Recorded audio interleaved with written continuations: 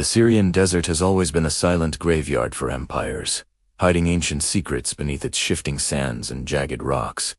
But tonight the silence is about to break. On the cold night of February 7th, 2018, the Conoco gas plant sat isolated in the darkness, a small island of American influence surrounded by miles of hostile territory. Inside the fortified perimeter, a small team of elite American warriors was dug in, checking their equipment and watching the horizon with a growing sense of absolute dread. These were not ordinary infantrymen. They were the quiet professionals of the Joint Special Operations Command, specifically Delta Force operators and Army Rangers from the 75th Ranger Regiment. They numbered fewer than 40 men in total, a tiny force compared to the massive armies that usually dictate the flow of battle in this war-torn region. 4 days.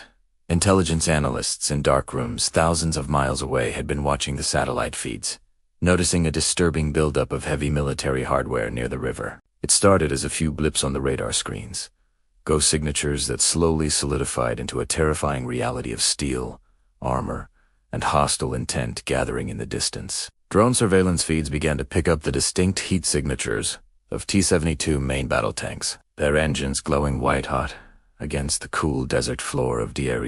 Alongside the tanks, armored personnel carriers and mobile artillery units were moving into attack formation, signaling a coordinated assault rather than a simple probing maneuver by insurgents. The men inside those war machines did not wear the uniform of the Syrian army, nor did they carry the official identification flags of the Russian Federation military. They were the Wagner Group, a shadowy, private military company of mercenaries, hardened veterans who operate as the Kremlin's invisible fist to secure strategic assets in conflict zones. Their objective was driven by pure greed.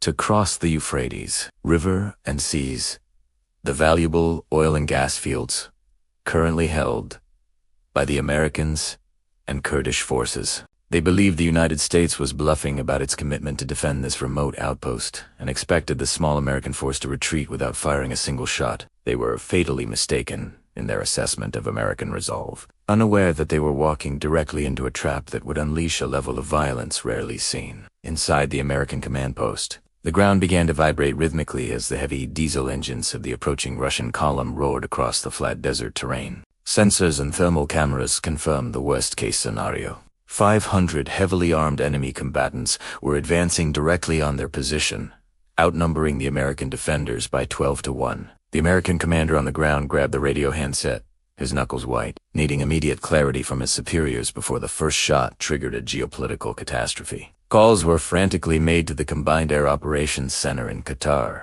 where generals watched the situation unfold on massive digital screens with increasing alarm and focus. The Americans immediately opened the designated deconfliction line, a direct red phone link to the Russian High Command in Syria designed to prevent accidental wars between nuclear powers. The American liaison officer spoke with urgency, asking his Russian counterpart a simple but heavy question. "We see a massive armored column advancing. Are those your forces?" On the other end of the line, the Russian commander paused, weighing the political cost of the truth against the lives of the men moving across the sand. He chose to lie, stating coldly, "No, we have no forces in that area," a denial intended to protect Moscow, but one that stripped his men of protection. In Washington, D.C., Secretary of Defense Jim Mattis received the intelligence report and, with the Russian denial on record, issued a legendary order: annihilate them. Back in the desert, the clock struck 10:30 p.m., and the darkness was suddenly ripped apart by the deafening roar of a 125mm tank shell being fired. The shells slammed into the earth near the American trench line, spraying dirt and shrapnel everywhere, signaling the start of a battle that would become a massacre. For the first 15 minutes, the American commandos fought a desperate battle for survival, their machine guns chattering against the overwhelming volume of incoming Russian artillery fire. Javelin anti-tank missiles were fired from American positions, their guidance systems locking onto the heat of the Russian armor, trailing smoke as they raced toward their targets. But the enemy was pushing hard, utilizing their superior numbers and heavy tanks to suppress the American defenders, inching closer to the perimeter with every passing minute. The Rangers checked their ammunition reserves and braced for close-quarters combat, knowing that if the enemy breached the walls, it would turn into a brutal hand-to-hand fight. And then, just as the situation seemed dire, the atmosphere above the battlefield shifted.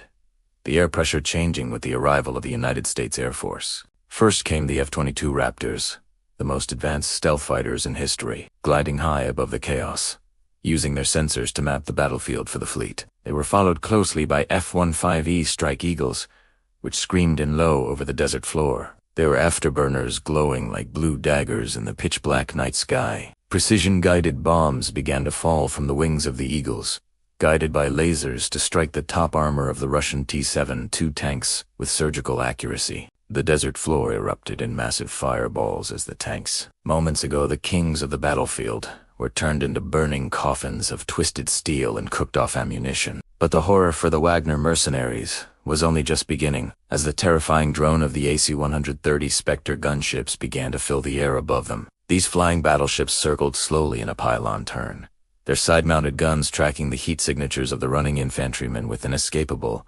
computerized precision. The 25mm Gatling guns spun up with a sound like tearing canvas, spraying thousands of high-explosive rounds per minute into the exposed ranks of the mercenary force. 40mm Bofors cannons thumped rhythmically, each shell exploding with devastating force, turning the formation of armored personnel carriers into smoking wreckage within seconds. The massive 105mm howitzer aboard the gunship fired, shaking the airframe, delivering artillery shells directly onto the heads of the enemy from thousands of feet in the air. On T-ground, the Wagner mercenaries panicked, realizing too late that they were not fighting a militia but were engaging the full might of the American military machine. There was no cover to be found in the open desert, and the thermal sensors of the aircraft picked up every movement, making escape impossible for them. It was a turkey shoot, a one-sided display of kinetic power where the technology of the United States turned a battle into a methodical, industrial execution. For 4 straight hours, the sky rained fire without pause, the ground shaking so violently that the American troops in the outposts could feel it in their teeth. B-52 Stratofortresses, the legendary heavy bombers, arrived on station to deliver their massive payloads, churning the desert floor into a cratered moonscape of destruction and death. Apache attack helicopters popped up from behind the sand dunes, their chain guns hunting down the stragglers who tried to flee back toward the safety of the river. Reaper drones hovered silently in the darkness, firing Hellfire missiles into any vehicle that still had a running engine, ensuring that nothing escaped the kill box. The Russian column was trapped in a vortex of violence.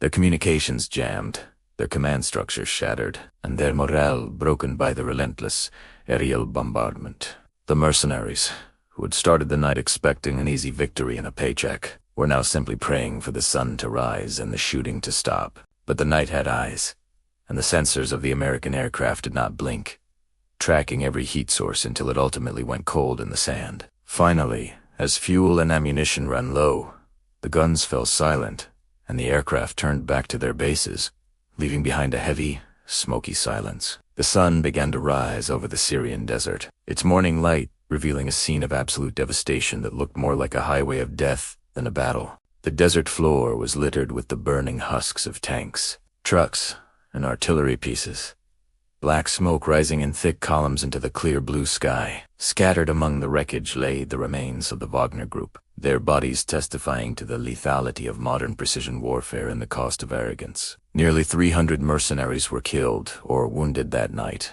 an entire battalion wiped out in a single engagement without ever seeing the faces of their killers. The American Commandos emerged from their defensive positions, eyes scanning the horizon, adrenaline slowly fading as they realized the magnitude of what had just happened. They conducted a head count of their own forces, checking every man, expecting casualties given the intensity of the incoming artillery fire they had endured for hours, but the report came back clean. Not a single American soldier had died, and only one Kurdish fighter had suffered minor injuries during the entire engagement. The contrast was staggering: hundreds of enemies dead in the dirt, while the American force remained completely intact, a testament to superior training and overwhelming air support. In the days that followed, audio recordings from the surviving mercenaries leaked onto the internet, their voices trembling with shock and disbelief at the slaughter they survived. "They'd beat us like we were nothing," one Russian voice said on a tapped phone call. "We had assault rifles, and they had jets. It was hell." The Kremlin tried to bury the story, denying it ever happened to avoid the embarrassment of admitting their elite shadow army had been destroyed. But the message was clear to everyone watching.